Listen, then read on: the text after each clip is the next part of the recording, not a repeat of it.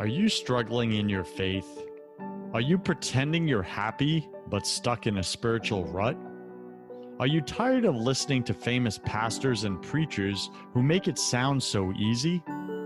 Welcome to Broken Catholic, the #1 Protestant and Catholic voice in America. I talk about the important things that nobody else is talking about, like how to align with God's plan for your life, because I believe this is where 90% of Christians get stuck. And I tackle the negative self-talk that we all secretly struggle with but won't admit. My guests are brave Protestants and Catholics who share their struggles, their fears, and their daily holy habits that help them win in their spiritual lives. I'm your host, your coach, your friend, Joseph Warren. I'm also a broken Catholic and former atheist, and a spiritual coach to Christian business owners and CEOs who are married with children. This show was created for you, the broken Catholic who's pushing to get your spouse, your kids, and yourself to heaven. Wherever you are in your spiritual journey, you're just one surrender prayer away. Today, my featured guest is Cedric and Michelle White. Yes, I have a couple on the show. So we're going to have 3 of us in this conversation. We'll try to minimize the chaos. But Cedric and Michelle have dedicated their lives to building better families by strengthening relationships. Listen, BC Nation, the one thing we all have in common is we love our families. Right. And we want to do right by them. It doesn't matter our skin color. It doesn't matter our religion. It doesn't matter where we grew up or what trauma we've been through. It's the one thing we all have in common is our relationships. It's also the one thing we're all going to be on our deathbed looking back on and either having regret or having a ear-to-ear smile on our face because we handled everything. Right. And there's no one left to forgive or ask forgiveness from. So Cedric and Michelle help to heal the hearts of hurting people with recovery issues such as divorce, grief, compulsive behavior, marriage counseling, anger management, problematic thinking errors, emotional trauma, abuse, relapse prevention, and criminal recovery. To that end, they co-founded Healing Thine Hearts Ministries, which provides counseling, coaching, and training for men and women to foster healthy relationships with themselves and others. Mm-hmm. Cedric and Michelle are parents to their 3 wonderful children and grandparents to 5 beautiful grandchildren who are equally spoiled, they say. You can find them at healingthinehearts.org, healingthinehearts.org. And Cedric and Michelle, welcome to Broken Catholic. Go ahead and fill in some of the gaps in that intro, would you? Joseph, first of all, thank you for having us on here. Yes. The filling in the gap, I guess the biggest thing would be to say that having an understanding that from where we come from is where the ministry started. The mess that we both experienced, unfortunately, through had both being previously married and unfortunately divorced. It's what brought us together, is it was the launch pad for our ministry with the understanding of the pain and hurt that we see down through now 3 generations that have been affected by the mistakes that we made, by the decisions that we made. And our heart is to help others to not make the same decision, maybe not from a judgmental perspective, but just help them not to make the decisions that we made through correct choices, godly choices. I like where you went there, Cedric, that what God has you up to right now in your life couldn't have happened, at least not in the same way that it is, right, had you not gone through all that mess. Exactly. All that brokenness. Exactly. Right. And so many of us have broken relationships from the past, or we're currently in broken relationships, right, meaning they need some healing. And BC Nation, deep down in your heart, you have at least one relationship right now in your life that needs some healing. And not your healing, God's healing. Yes. That means stop trying to fix it. Surrender it to God and let his power take over that relationship. Then you'll actually get the results you're looking for. Right. What do you guys want to say to that? You're You're right on point. It was the broken relationship where I thought I was perfect, living good. I was preaching, I was ministering. And in the midst of that is when I was T-boned with the breakup of the relationship in my family. That broken relationship led to a broken relationship with God, and it needed healing. And he took me through that by this young lady that's sitting next to me. She helped me to understand, and neither of us knew what we'd be doing now, that it was going to lead there. She led me to counseling, and we found out we needed to do it.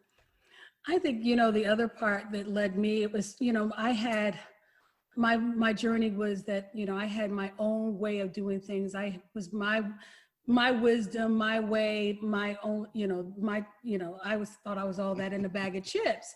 So when my marriage failed, I never wanted anyone else to hurt like that again. And I remember surrendering to God and surrendering my will, and that telling him that I had no more vote. Yeah. So when I met Cedric and anyone else that was having issues with their relationships, I wanted to make sure that, to get him back on track. He seemed like a really great guy. He loved family. And, I was just really trying to promote, hey, you need to go to get counseling. You and your wife need to go to marriage retreat, that type of thing. So, and then. Yeah, she spent more time trying to get us back together with my ex, which was a wonderful thing. She knew I was hurting. She knew I loved God. She knew I loved family. And she was trying to get us back. And when that finally said, we realized that was over, it's like, okay, you need some help. And I was that guy. I don't need counseling, because if you go to counseling, that means you're weak. If you go to counseling, that means there's something wrong. And there was nothing wrong with me. I know who I am, But it got to the point to where the hurt far exceeded my pride. And when I was able to realize that, I went and looked for help. And it was literally the pivotal point in my life, not really realizing that it would be the pivotal point for us. Right. The hurt far exceeded my pride. Yeah. Speak more about that. And Michelle, feel free to jump in on that. As far as the individuals that you get to counsel and work with, how often does that show up where their pride is blocking then them from moving forward, or from God healing their lives? Joseph, you probably wouldn't be surprised, but it's probably 90% of the people that we meet with that pride issue is what caused them to get to where they are, and what's causing them not to be able to get beyond where they are. They've been hurt. And we tell people, people make never statements. I made them myself. I'll never allow somebody to do this. I'll never put myself in this position. I'll never even give my love to a point to where somebody can hurt me, to that all of that's pride. And so when we meet people like that, we sort of smile, because we see our story repeated over and over again. And we don't do cookie cutter counseling or coaching, but we smile, because it's like, hey, God is just sending us another one that is going through where we've been. And he allows us to assist them and understand, listen, we're not here to judge you. We're just here to help you and let you understand. And he brought us through it, because he said he has no respect of persons. I'm no bit better. Michelle's no better. But, he brought us through it. And now we're getting ready to celebrate 22 years of marriage together. Happy marriage. We've had our ups and downs, because she's not perfect, but but it's been great, and we love what God allows us to do. I want to talk about those never statements. I'll never do this, I'll never do that. And we have had an opportunity to share with our counselees that those never statements are really truly curses that you're speaking over your life. You're basically putting your ways before God's way, and when you speak that, you are basically speaking a curse, of your destiny and what God can do. You're limiting God's hands. You're limiting all those areas. Never statements are curses that you're putting on your life. Yes. I've never heard anyone say it that way. I wanted to go there for a second, because those never statements, those absolutes, really can sabotage so much in our life and self-sabotage the very thing we're going for that we want in our life. Right. Now, I know that you both believe that people do what they do because they believe what they believe. Right. The key then, you say, is to identify the faulty belief or the lie that the enemy's whispering in their ears and its origin, and then replace it with the truth, namely the word of God, God's truth. Right. Tell me more about that. Well, our focus, we try to take a non-preachy approach. Although we're both ordained ministers, we want people to understand, listen, you don't have to be fearful that we're going to Bible beat you when you come into our a group session or a counseling session. We want you to understand that throughout the Word of God, it was and is about relationship. And so when we talk about people do what they do because they believe what they believe, what was the first trick or scheme that the enemy used? It was the lie, right? And so people have started to believe the lie. And what we get people to understand is a lie is as strong as the truth if it's believed. And so people have started, they will filter every decision through some lie that they've been told. You're not worthy. You're going to be just like your daddy. Nobody's going to love you. Those lies, and they will make their decisions based upon those lies, and it's hurtful. So first of all, we have to realize them, identify them, and then help them to see that, you know what, just because you had a failed relationship, you had a failed business, failure does not define you. So let's get away from that. A failure is actually not failure. It's just a momentary setback or a momentary setup that God's going to use in your life. Michelle, tell me more about people do what they do because they believe what they believe. You know, like Cedric was saying, it's the lie, you know, and it's reinforced. And then the self-sabotage of that is they reinforce it themselves. They start believing what has been spoken to them, and it becomes a part of who they are. It becomes a part of their being. So when you are being told those type of things, even at an early age, I hear young girls at 7-year-old riding our neighborhood saying, "Oh, my hair is ugly. Oh, my hair is so ugly." So those things are said at that early age, and then it's reinforced into your 20s and 30s, 50s. I mean, you really do believe that. You start reinforcing that voice that is truly a lie. So one of the things that, you know, we were taught that 21 days to break a habit. But it's 21 days to break a habit, but it takes 66 days to recreate a new habit. So develop a habit. So it's those pathways have to have 66 days of you reinforcing and sharing the truth of what God has said about you before the foundations of the earth. He's perfect. We were created in his image, and we are a part of who he is and what he said about us.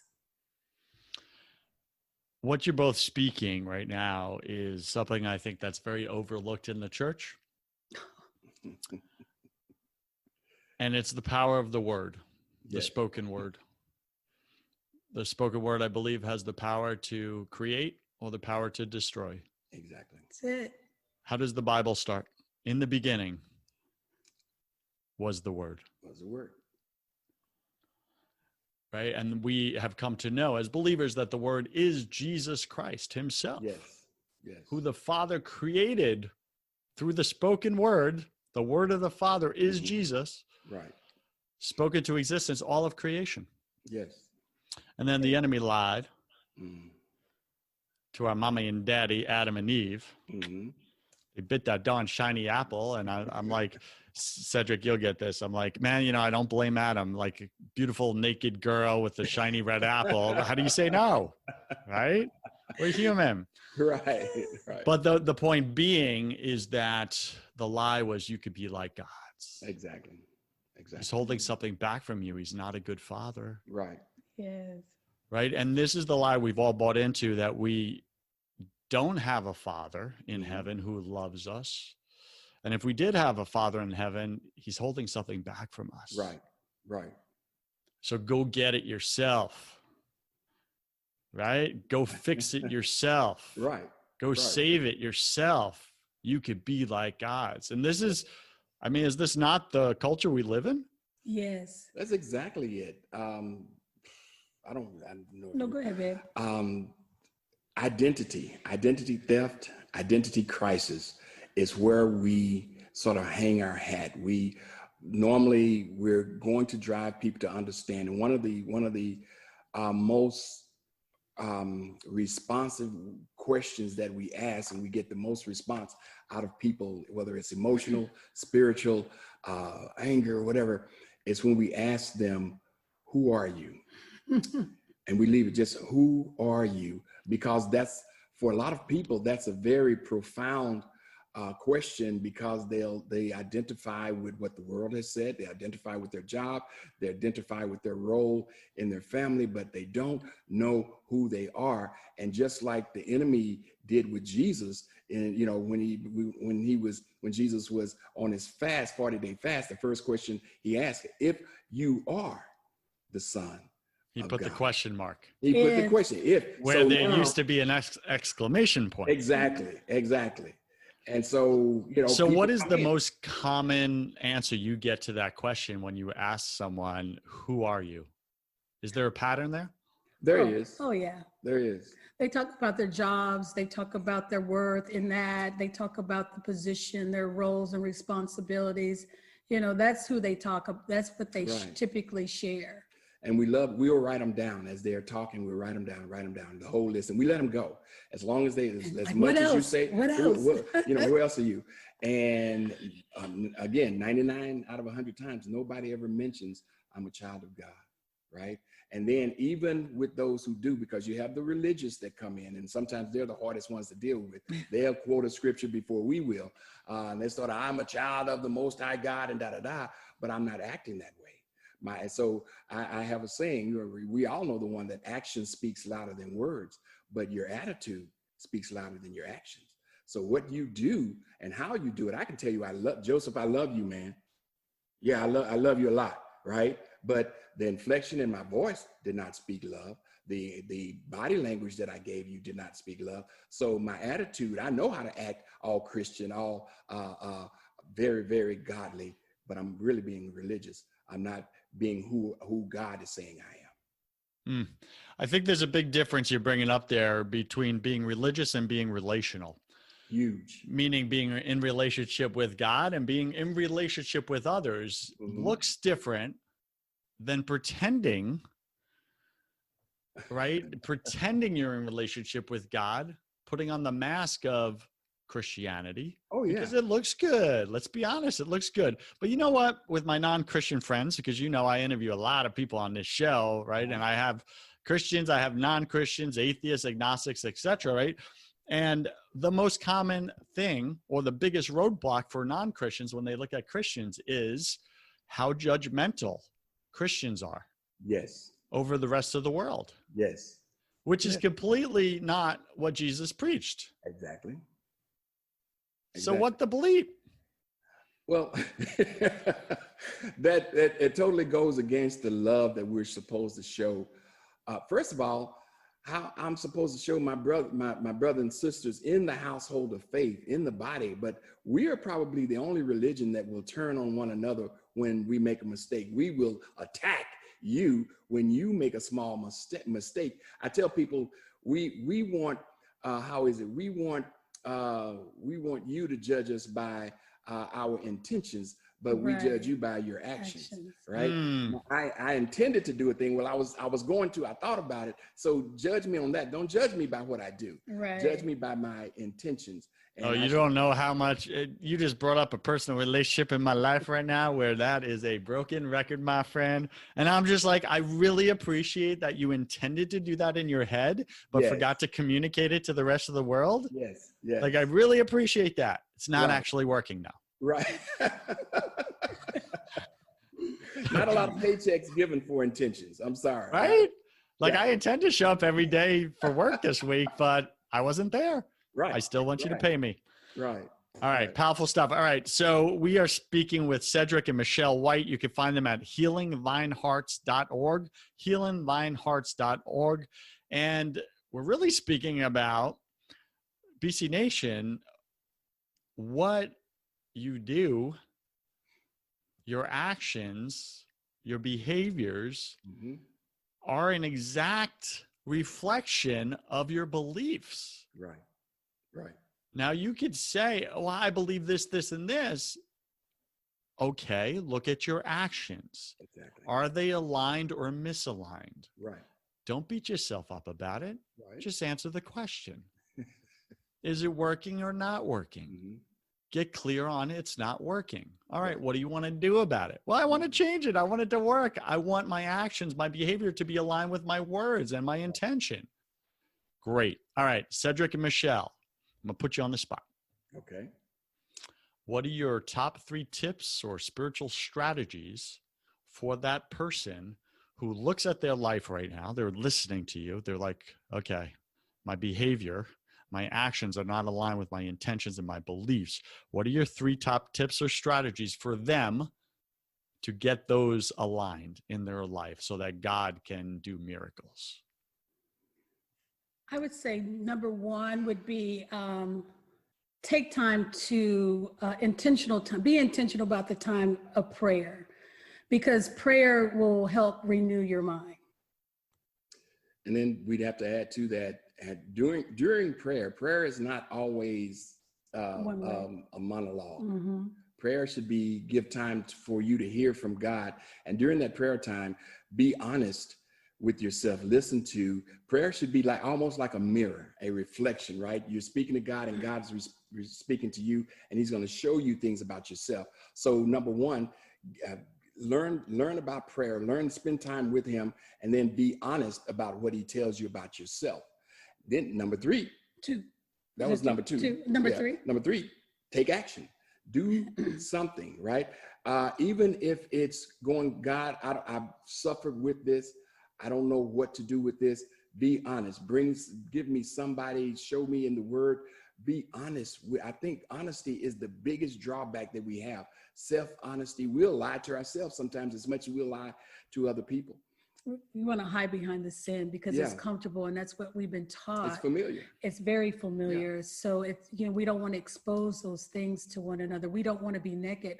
One of our foundational scriptures is Genesis 22:24, that the man should leave the house of his mother and father and cleave to his wife, and the two should become one, naked and not ashamed.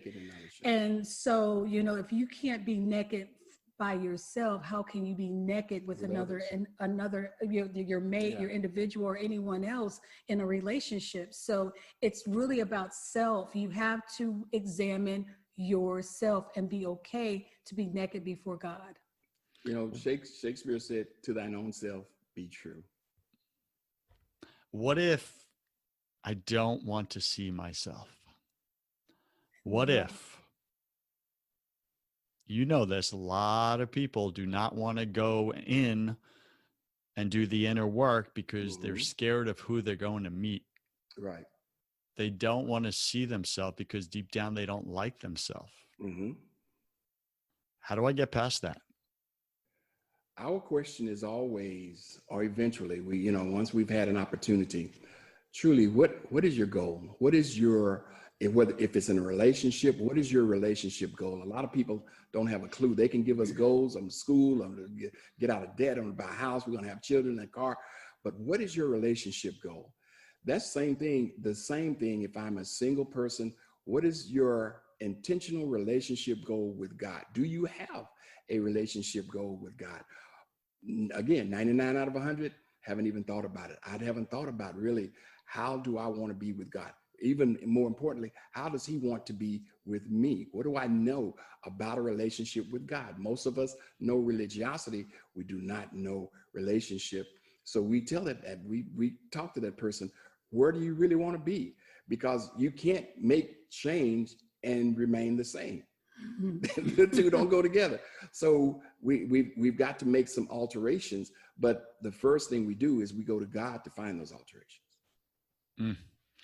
This is so big. And yet so difficult. It is. It's a very simple concept. I've gone through it myself. I did that inner work, and it was me, BC Nation, being raw and real with you. It was me showing up an hour a day, silence, getting to know my creator. And I did not want to. I didn't want to sit there in silence with my brain running with all the things I had to do that day in work and business. How my time could be better spent somewhere else rather than just sitting there quietly. Yes. But in those 2 weeks, God slowly started to put people in my life that opened up other doors. Why? Because I was intentional about spending time in relationship with him. And I believe relationship is a 3-word definition: time spent with another. 4 words, sorry. Time spent with another. And so many of us say, oh, I love my wife, I love my spouse. And I ask, well, how much time do you spend with them every week? Like just one-on-one with no distractions, no kids, no nothing. Oh, well, life is busy and stuff. And I'm like, then you don't love your wife. Exactly. Your actions are not aligned with your intentions, as you guys are saying. So BC Nation, I just encourage you, follow the wisdom of Cedric and Michelle White. What they're saying, I know personally to be true in my own life. This is what God used as the vehicle to open up everything, right? My future wife, my brand new baby daughter, and I had a history of broken, jacked up relationships. Like I did relationships poorly, really poorly.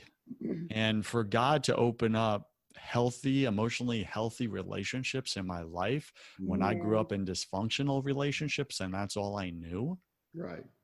Just know that God can do the same thing for you in your life.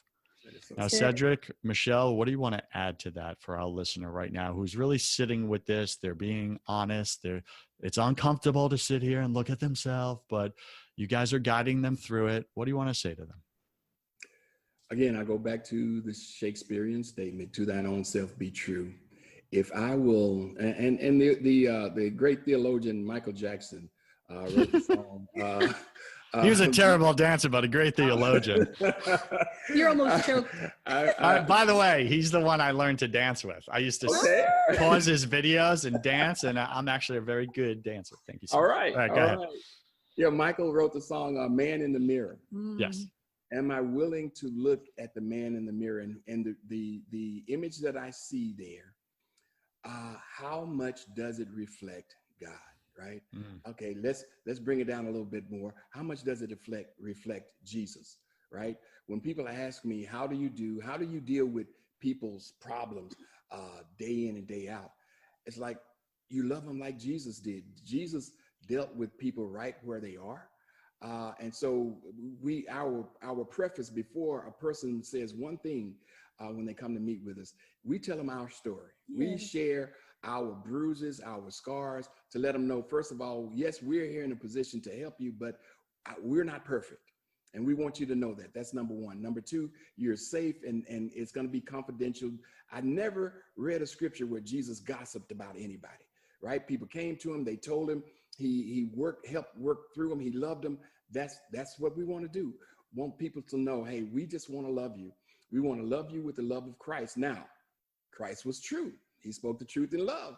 But so we will also tell them, if unless you want to be real, you don't want to come and deal with Cedric and Michelle, because we're going to deal with the real stuff. Right. Right. We're gonna love you.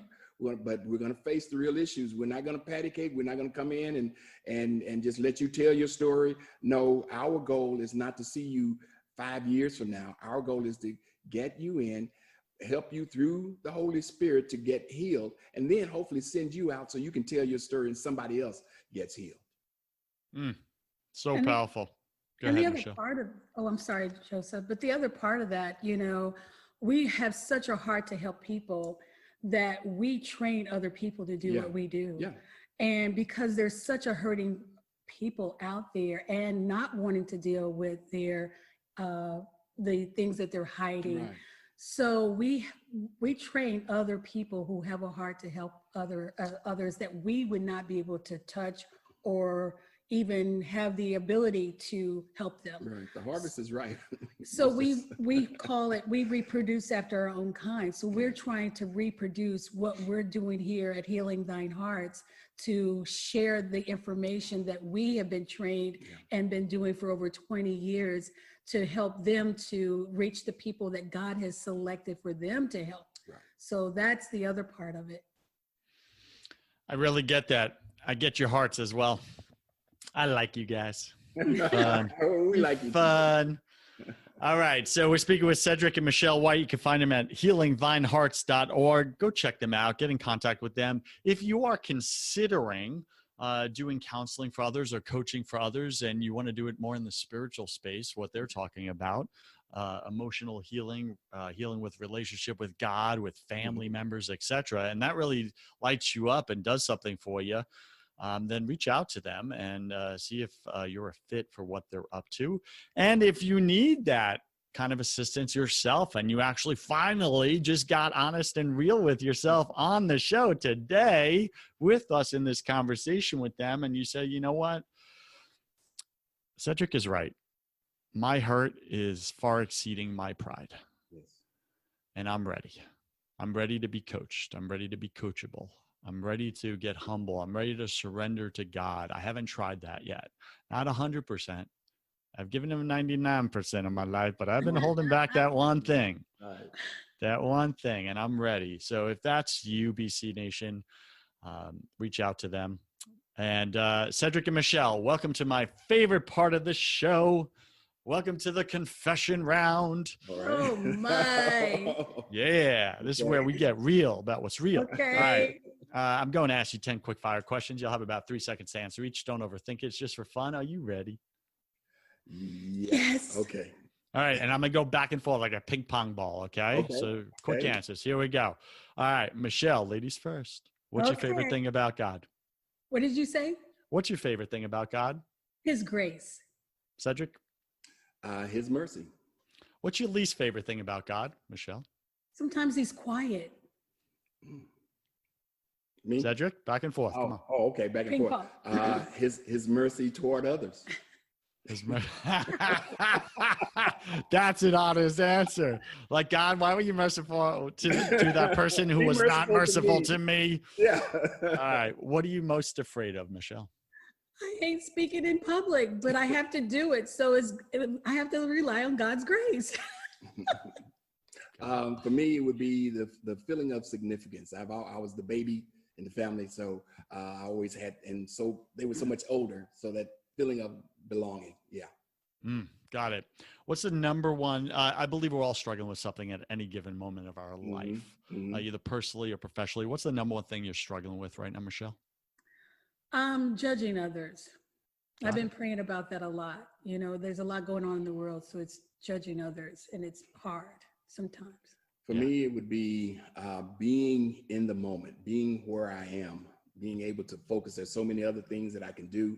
So being able to be where I am is hard. Just present. I get that. Yeah. What secret fear do you have about people? They're hidden agendas. Yeah, I would say phony folk, if you will. Phony folk. Phony folk. I like being real. Yeah. What did you spend way too much time doing in your 20s? Partying. Go, girl. I would say searching for significance, trying to be significant to others, family and everything. Yeah. Got it. What do you wish you had learned sooner about God? His love. Yeah, I would say pretty much the same thing. How much he really just wants me to be me and wants to love me like where I am, right where I am. What is a new habit you want to create? Spending more time, being intentional about more time with him. There's a lot of distractions, so just being intentional. I would say learning to rest in your words, surrender more to him. Yeah. I struggle with that. I so want much that to one do. Too. Yeah. The only reason why you struggle, I'm putting this out there, especially as a man, because you like real, right? Only reason why you struggle is because you're associating the word surrender with the human definition or the worldly definition, which is to give up, to quit, to put up the white flag, battle. That's a physical surrender. What God calls us to is a spiritual surrender. Exactly. It's the laying down of self, ego, pride, or whatever, and letting him come in as the ruler and king of our life. That's all it is. And when you get that click, man, surrender becomes real easy. You're kind of like, God, this one's too big for me. You take it. Right. Preach. I see it on your face, Michelle. Michelle's like, preach. Preach it, Joseph. Yeah. What's a bad habit you want to break? Eating chocolate and sweet. Yeah, mine is late night snacking. I wake up and the refrigerator is calling me. So got it. Pick 3 words to describe who you are now. Free, joyful, and humbled. I would say assured, sold out, and happy. Got it. Pick 3 words to describe who you were before. Before. A brat, selfish, self-centered. Yeah, before you surrendered to God. Yeah. I would say scared, striving, and insignificant. Got it. And last question, if you could come back to life after you died, looked each other in the eye, looked your kids, your grandkids in the eye, and gave them only one piece of advice about anything, about everything, what would you say to them? He is real. Yeah. He is real. And I tell them to love every day like it's your last. Love with the love of Christ every day like it's your last. Awesome. Any final wisdom? What's the one thing you want my listener to know about having a relationship with God, like a truly surrendered one where he's in charge and they're not, versus not having that relationship? I would say that it's easier than we make it out to be. It's so much more easier.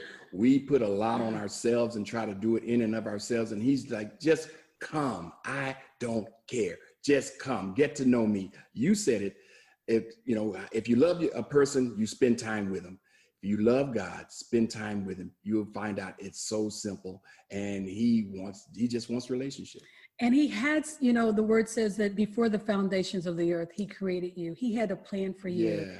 So if you seek the creator who created you, you are created in his image, he's got the plan for you. So spend that time with him and it will make everything so much easier. Yeah. BC Nation, listen to Cedric and Michelle. You can find them at healingvinehearts.org. Isn't it exhausting carrying the weight of your destiny on your own shoulders? Oh my goodness, yeah. It's not meant for us. It's meant for God. Give it back to him. Let him lead and watch him do miracles in your life. Yeah. All right, Cedric and Michelle, thanks for being on Broken Catholic. I wish you God's love, peace, and joy in your life. Thank you, Joseph. God bless you. BC Nation, you cannot show up authentically in your life without building faith in your business. If you want the business side of that conversation, I have another podcast called First 100K, where I interview successful entrepreneurs about how they made their first $100,000, because that's where I believe 90% of you are stuck and you can't break through. Go to first100k.com to find out how. I'm Joseph Warren. You were made for greatness, so stop being a wuss and start being a winner. Have a blessed day, and I'll see you right back here next week.